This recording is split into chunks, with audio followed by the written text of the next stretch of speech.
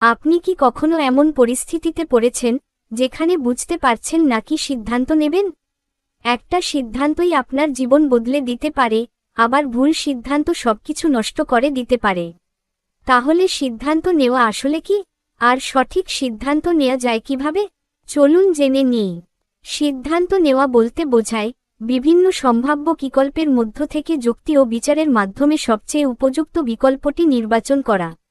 মানুষ প্রতিদিনই ছোট বড় নানা সিদ্ধান্ত নেয়, যেমন কি পড়বে, কোন চাকরি করবে, বা কোন পথে চলবে।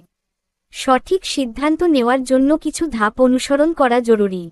প্রথম ধাপ হল সমস্যা বা লক্ষ্য নির্ধারণ। আপনি আসলে কি চান বা কোন সমস্যার সমাধান দরকার, তা পরিষ্কারভাবে বুঝতে হবে।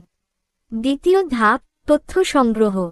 সিদ্ধান্তের সাথে সম্পর্কিত সঠিক তথ্য না জানলে ভুল সিদ্ধান্ত হওয়ার সম্ভাবনা থাকে। তৃতীয় ধাপ, বিকল্প খুঁজে বের করা। একটিমাত্র পথ নয়, একাধিক বিকল্প ভাবতে হবে। চতুর্থ ধাপ, বিকল্প বিশ্লেষণ। কোন বিকল্পে লাভ বেশি, ঝুঁকি কম, তা বিচার করতে হবে। সবশেষে, সেরা বিকল্প নির্বাচন ও বাস্তবায়ন।